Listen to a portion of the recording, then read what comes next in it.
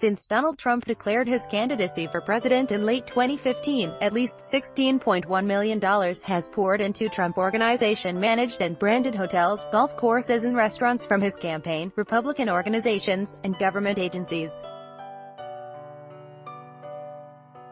Trump's business empire is overseen by a trust of which he is the sole beneficiary. He profits from these hotel stays, banquet hall rentals and meals.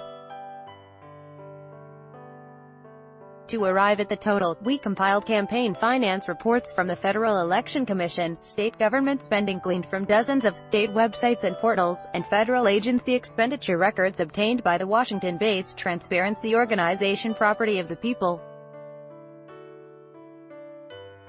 For this project, Property of the People filed Freedom of Information Act requests with 15 federal agencies and sued 4 of them to obtain records. The organization is also attempting to procure comparable records for the Obama era. The vast majority of the money, at least $13.5 million, or more, than 84% of what we tracked, was spent by Trump's presidential campaign, including on taxpayer, the entity that operates Trump's personal airplane. Republican Senate and House political committees and campaigns have shelled out at least another $2.1 million at Trump properties. At least $400,000 has been spent by federal, state and local agencies. For example, the Florida Police Chiefs Association held its summer conference last year at the Trump National Doral, Miami. The state and local tally appears to be a gross undercount because of the agency's spotty disclosures and reporting. The use of taxpayer dollars at Trump hotels is under scrutiny in a closely watched lawsuit in Maryland federal court.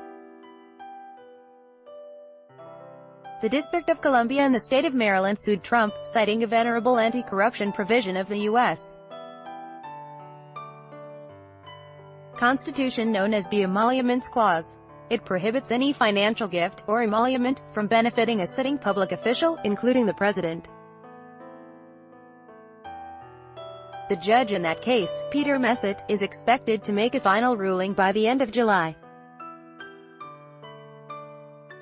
Last month, he allowed the case to proceed, concluding in his opinion that a trip to the Trump International Hotel in Washington by Maine Gov. Paul Lepage rather clearly suggests that Maryland and the District of Columbia may very well feel themselves obliged, i.e., coerced, to patronize the hotel in order to help them obtain federal favors. The nonprofit group Citizens for Responsibility and Ethics, in Washington, or CREW, which is co-counsel in the Maryland, D.C. case, is also the plaintiff in a separate emolument suit, which was dismissed. An appeal of that decision is pending. One of Trump's lawyers, Sherry Dillon, has argued in the past that paying a hotel bill would never have qualified as an emolument when the Constitution was written. Instead, it would have been thought of as a value-for-value exchange. Countered Norman Eisen, chairman of CREW and a former ethics chief under President Obama. All of these competing interests are openly and nakedly trying to buy off a president. Obviously, the government spending, whether it's federal, state, or local, is a domestic emolument. The Trump Organization and the White House did not respond to requests for comment. There are few ways to avoid the implication that the use of Trump properties is endorsed by the federal government, said Don Fox, the former acting director of the U.S. Office of Government Ethics, which oversees the government's ethics rules.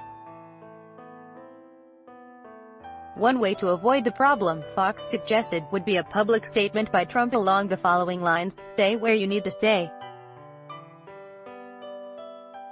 Basically, do what's best for the taxpayer. But Trump has sent a very different signal with his actions. In his 18 months in office, he has stayed at his hotels or Mar-a-Lago, his Palm Beach, Florida, estate and club, nearly a third of the time, 161 days and counting. Trump appears to be commandeering federal resources in order to maximize revenues at Trump properties, and he does this by visiting properties close to the White House, said Kathleen Clark, a law professor at Washington University in St.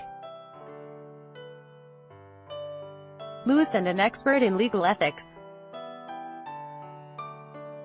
And when he travels to the golf courses in Florida, Virginia and New Jersey, other agencies that are involved in supporting the president end up spending money. There are no rules barring federal employees from patronizing Trump properties.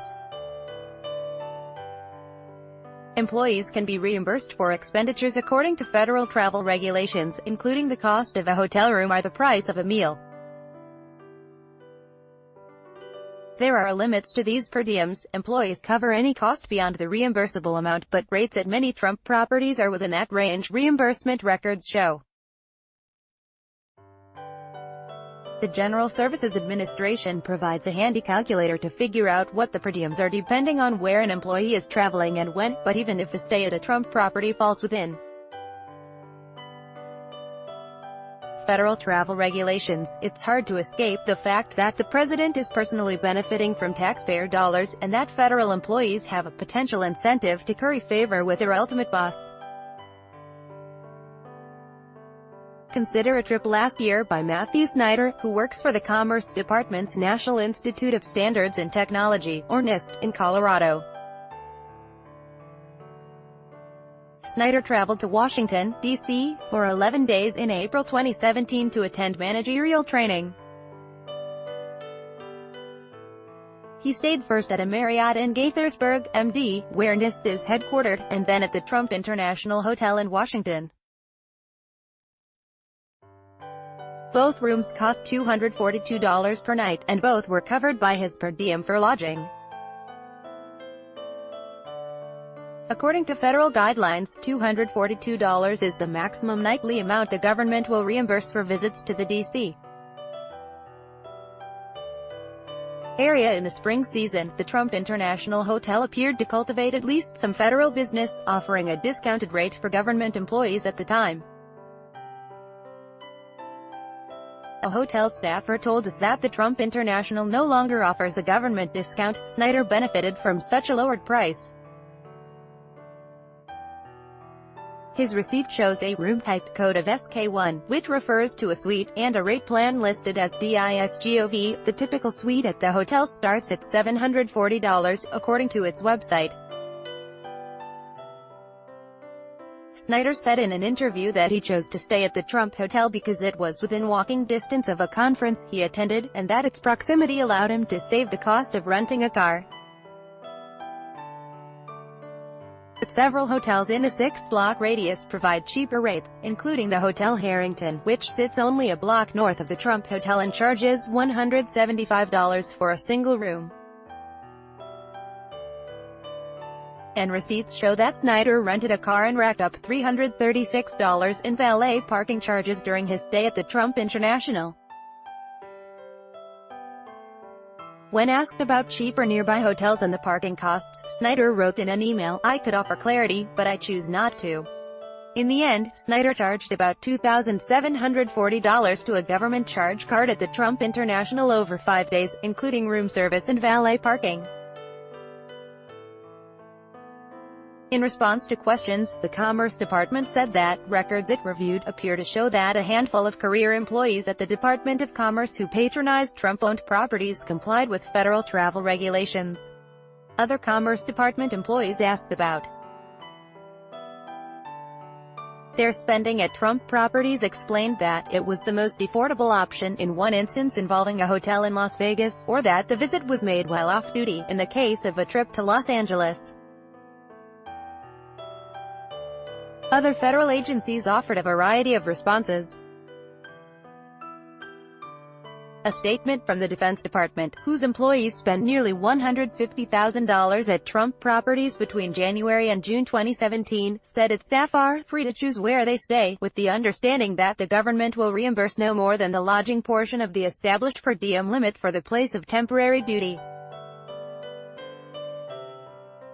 There are no plans to change or create guidance at this time. The Secret Service also patronized Trump properties while agents were protecting the president or his family. In March 2017, for example, the agency paid $27,724.32 at the Trump Golf Course and Resort in Doonbeg, Ireland. The stay was too supporty.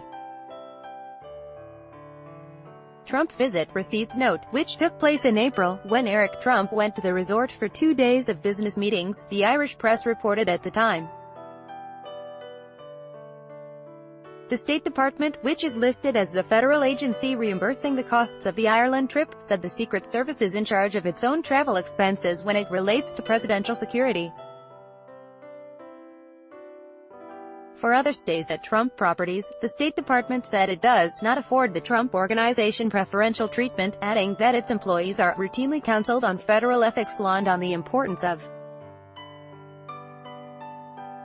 avoiding even the appearance that department resources are misused for the benefit of any outside organizations or private interests.